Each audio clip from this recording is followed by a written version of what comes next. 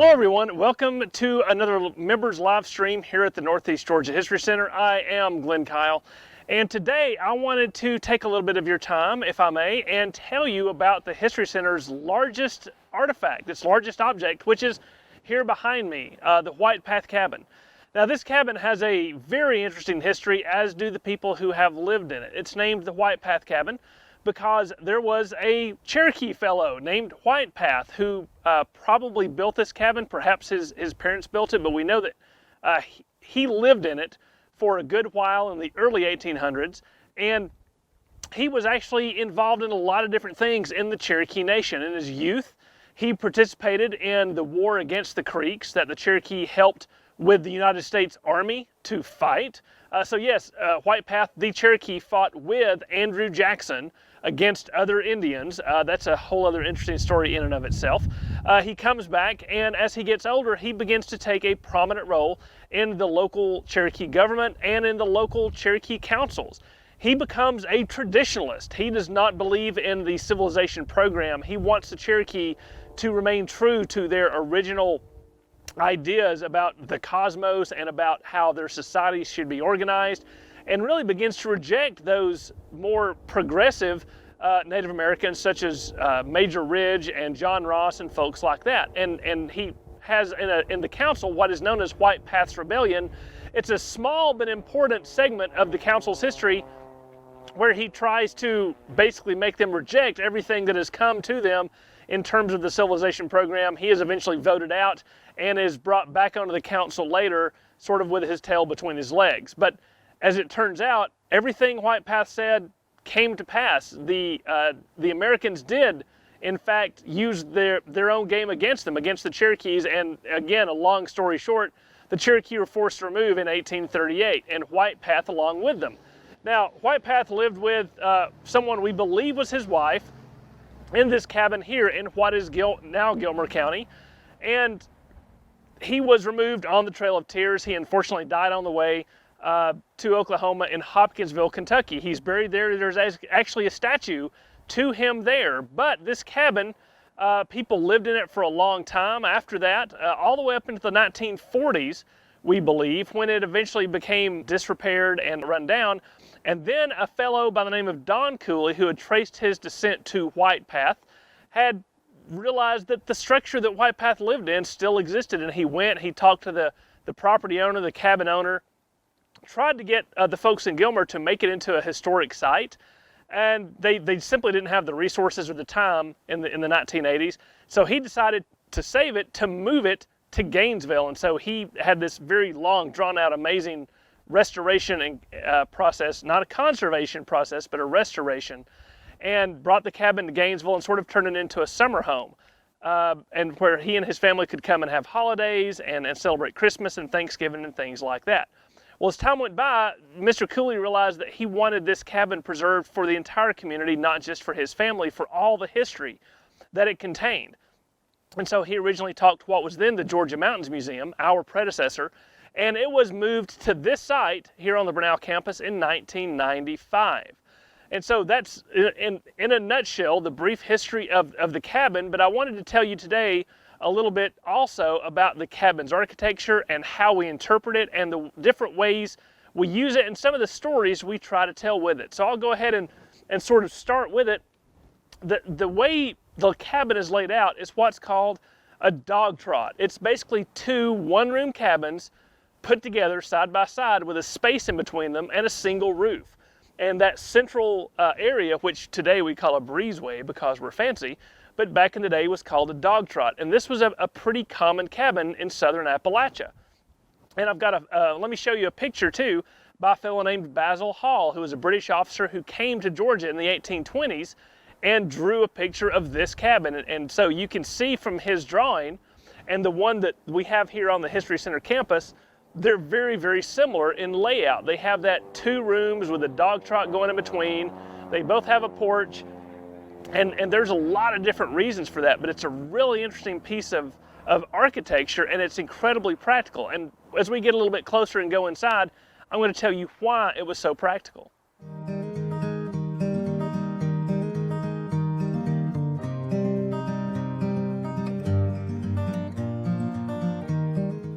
So here's the dog trot. As you can see, it really is what we call a breezeway. It's just a passageway between the two rooms, open on both ends, and you can go into each side, usually with the doors. Now, why is this important? This is a very useful space. You could put blankets or something over these passageways in the wintertime. It would create another area of warmth where you could do some of the work you needed to do by hand outside that you didn't want to do necessarily in the two living areas. You could bring animals in there and work on them. You could even have the sheep and the pigs sleep in there if you needed to while it was really cold. During the summertime, of course, these are going to be open, and it's going to allow a breeze to come through and sort of create a cooling spot that will help keep you cool in those hot days. And of course, this porch is really big. This porch is also big because a lot of work needs to be done outside, and this provides a lot of space where you can do work outside even in inclement weather. That's why the porch is big, and it has the roof over the porch. Now, the size this cabin is, the size this porch is, really represents sort of a middle class, a middling sort of people who would live here. Given the size and things. You see a lot of very poor people living in very small one-room cabins that are not even going to have a porch. But as I said, this is sort of as we say, a middling sort. And this is going to allow a lot of different people to do a lot of different chores and maybe even have different projects ongoing at different times of the year. So this is the big porch. This is the dog trot. Let's move into the first of the rooms and we can take a look at how that is set up.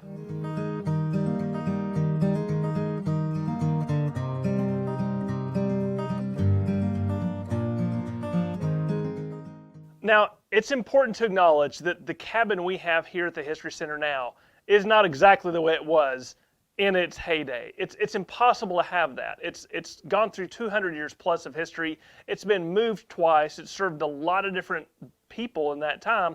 And so what we've done is we've done the best that we can with the structure to try to interpret a very specific and certain time period.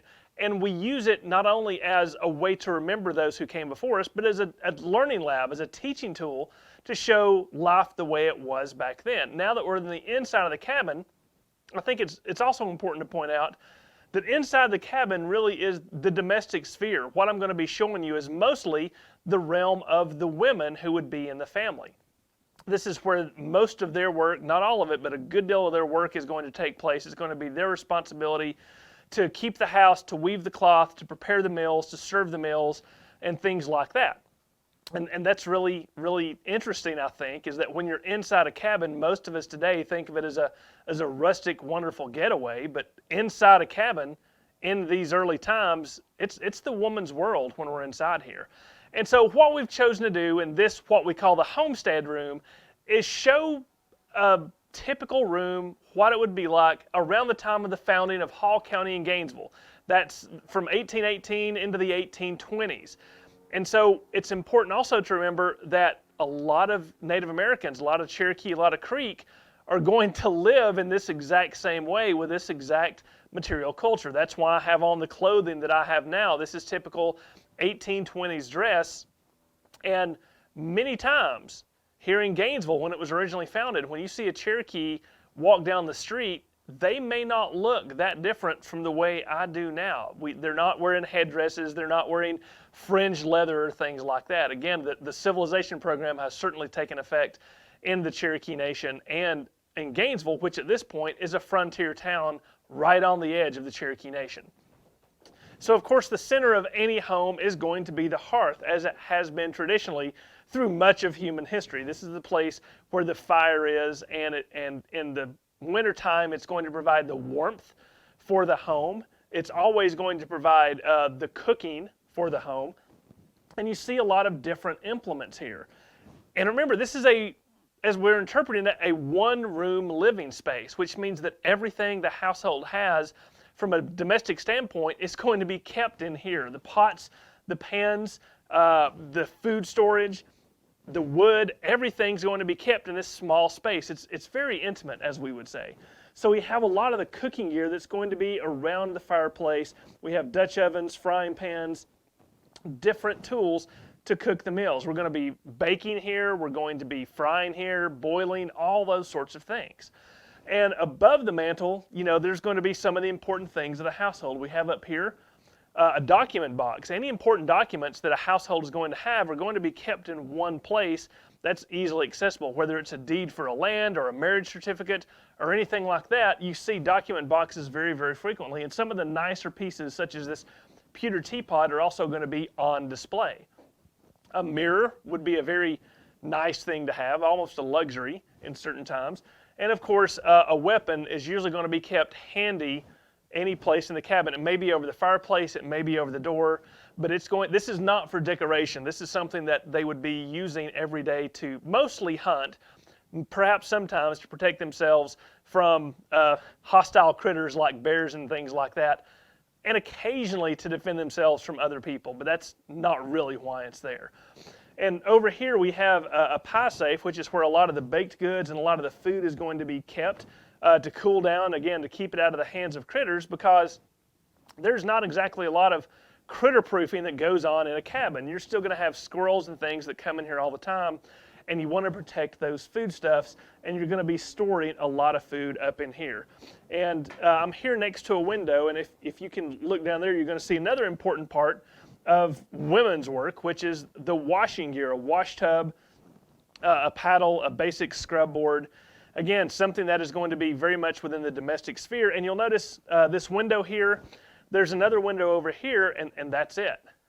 In the wintertime, all these things are going to be closed. The curtains are going to be drawn over the windows to keep the heat in as much as possible.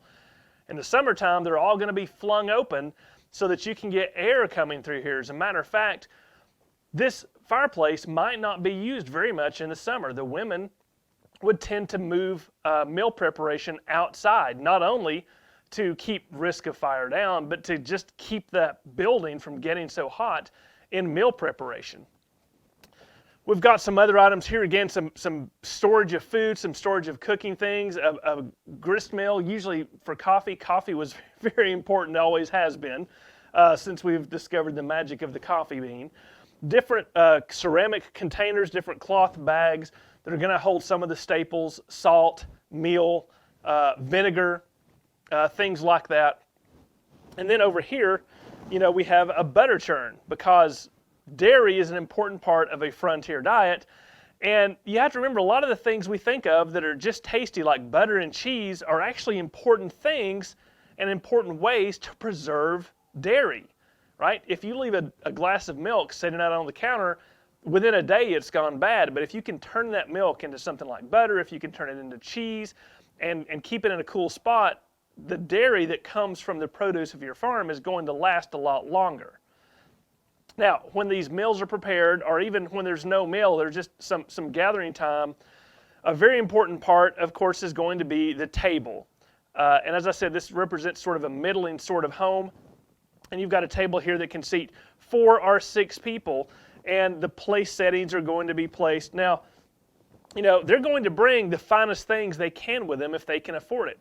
They're going to have ceramic plates with very popular designs.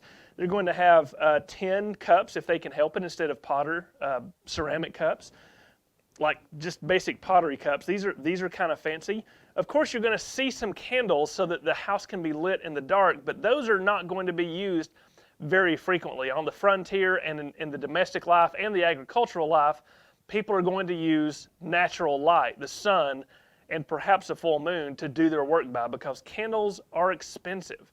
You don't want to use them unless you just really need them. But the table, again, even on the frontier, is going to have as nice things as it can. It's going to have some nice plates. It's going to have some nice eating ware. And it's going to have a white tablecloth if it is at all possible. That's just considered a basic part of civilization. So we've talked about our kitchen. We've talked about our preparation area, the dining room, the pantry. There's another important part to any frontier home, and that is, of course, the bedroom. And here, we have a classic bed that doesn't have any bolsters, which was the word for pillows. They might have bolsters, they might not. You've got some coverlets here to keep it warm. You have a straw mattress. And Lib, I don't know if you want to come a little bit close, but you can see this is one of those, it's a rope bed. Rather than having rails that go across, it has pegs or holes that has a rope that goes back and forth in a pattern. That's how you're supported in the bed. Again, on a mattress with straw or even corn shucks that are going to be replaced somewhat frequently. A wealthy place might have a feather bed, and it would be stuffed with feathers. So we've got in our dining room, our pantry, our kitchen, our bedroom. We're missing an important part of what's in every house, right? People have to go to the bathroom sometime. Usually the outdoors is going to provide nature's toilet. They might dig an area where they could have the classic outhouse, but not always. But inside the house, sometimes you don't want to go out in the middle of the night, so you're going to have a chamber pot that you go in. And this is something that, while you may take care of your business in the middle of the night, you would just tuck it back under the bed, which means in the morning someone has to deal with this.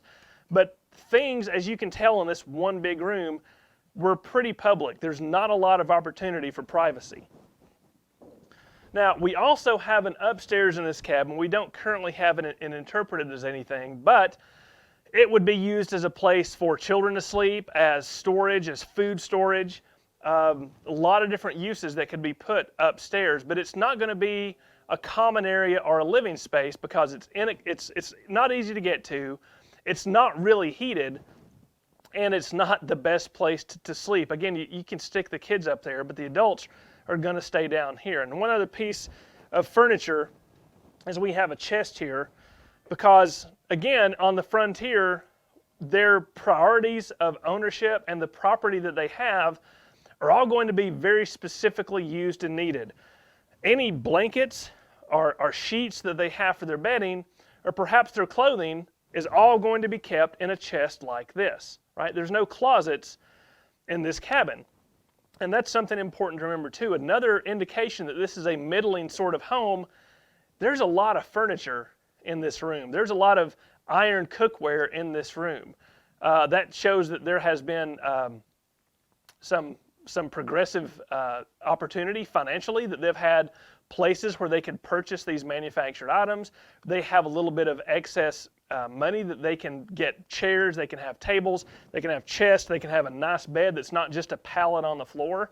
This room is fair size. There's even glass in the windows. So while this may seem like a very rustic setting and almost primitive, the room that we're in is actually a pretty nice place in the 1820s.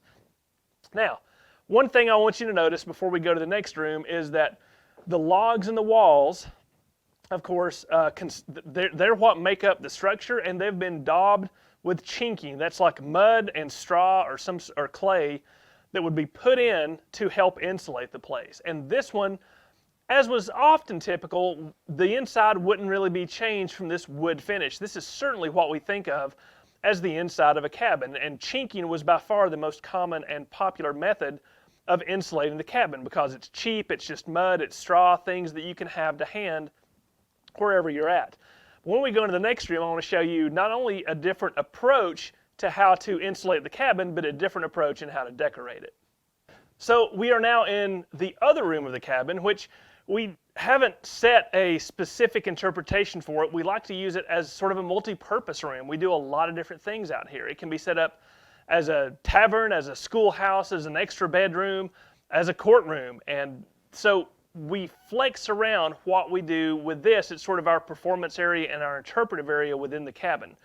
But it's also great physically because it allows us to show another approach to how cabins could be shown and done on the inside. Now, again, the last room we were in, had that classic rustic look that we all think of with cabins, but notice here, this is different. We have the entire inside whitewashed. You may be able to notice on the camera, but that makes this room actually a lot brighter. We also have some color put on the different parts, the different trim of the area. It not only brightens the room up, but it certainly makes it look less rustic, less frontiery. And of course, again, if people could make their home look a little bit nicer, they certainly would. And this is certainly a striking difference between what we saw in the other room and what we have here. You'll also notice that there actually is no chinking. Again, if someone had access to a sawmill where they could get sawn boards, or they could split the logs on their own and get narrow planks, instead of putting chinking in between the logs, they could put boards over the gaps. As you can see, this is also a very effective method. Not only does it still insulate the cabin, with a little bit of mud and straw on the outside, but it presents much more of a finished look. This almost doesn't look like a cabin in here. It almost looks like a finished sawmill built house. Even though the structure is still primarily of logs, it just looks more finished and therefore can give somewhat of a sense of a higher social and economic standing when you have a room like this. Now this side also, of course, has a hearth and a lot of different things, but what we have interpreted now, as I said, we have it sort of as a community room. There might be different uses that someone can make their home available for, especially if they had the space. For example, we know that Hall County's first courthouse in I believe it was finished in 1819, was simply a 2-room log cabin. Didn't even have a dog trot, but that's what Hall County held court in. And when the Cherokee would come over to try their cases or to have legal work done, then they would come to a courthouse that would look much like this. So right now we have this room set up, as you might see, a very rural courthouse on the circuit. We have the place where the judge could sit. We have the clerk of court, of course, would keep their records over here in this desk. There might be some books and papers that would be kept in the storage area. And we have here where the accused or whoever might be on trial could sit. And here in front we have benches. Now, you can imagine an entire court going on in this room with a judge, with a clerk, with the witnesses, with the jury, and with anyone who could just poke their head in to watch. They might even open this door. They might have their noses pressed up against the glass here, because not only was a court on the frontier a very important part of how things were decided, but it could also be a good amount of political intrigue and entertainment. People are going to be coming from miles around to take part in the court when it's setting, and you might see some really entertaining things, from cases from stolen pigs and hogs to a murder trial or something like that. So a courtroom like this is going to be a very popular place, and in its heyday would be very, very crowded, whether it was summer or wintertime. Summertime, as I said, the doors might be flung open and people could be standing outside, but in the wintertime, the judge wants the court to have some dignity and things are going to be closed up. So people are going to be in here literally elbow to elbow watching the progression of things as they go. But this is one of my favorite areas here at the History Center, and it's a really fascinating part of the White Path cabin. We assume that when the cabin was first built, this was simply probably another set of bedrooms. This is where people could sleep, and probably another storage room, and they might have used the other side just as a cooking and living and working space with storage and sleeping going on over here. Unfortunately, we really don't know.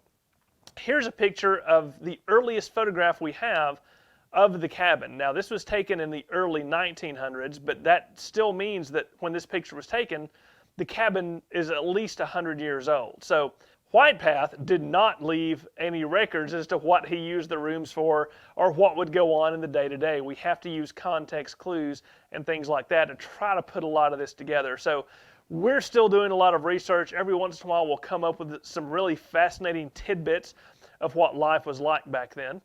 And one of the best sources we have is wills from the probate court and what people would leave to their descendants, to their sons, to their daughters, or to their friends. And what was listed in the will would give a very good indication of what was considered valuable and desirable in a household. And things that were listed were plates, chairs, chests, beds, feather beds, right? A cooking pot. Things like that. And if there are of course the barns and the livestock and things like that, and of course the land. But when you start going through the house inventory, a lot of these probate wills, there's not that much in there. It literally is bed, plates, chair, cookie pot, which gives you an idea of just how scarce the consumer revolution was on the frontier. It wasn't until much, much later when things began to come in, manufactured goods could possibly come in by railroad, that it really started to shift. And in these early times, it's a really fascinating time, not only in Gainesville and Hall County history, but in Georgia and the history of the United States. It's a conflict and a cross-section of a society where Native Americans are trying to assimilate into the larger American culture, where some Americans welcome them, some Americans reject that. But all in all, the 1810s, the 1820s, and all the way up into the 1830s is one of the most overlooked periods in American history, unfortunately. We don't think of that as the frontier, and yet it is, especially here in Georgia. It's our frontier, and that's one of the great things that we can do with the White Path Cabin. We can tell a lot of different stories from a lot of different angles. So I want to thank all of you for joining us on this brief tour of our most important object, the White Path Cabin. It's my favorite historic structure. And until we see you next time, we hope that all of you stay safe and take care.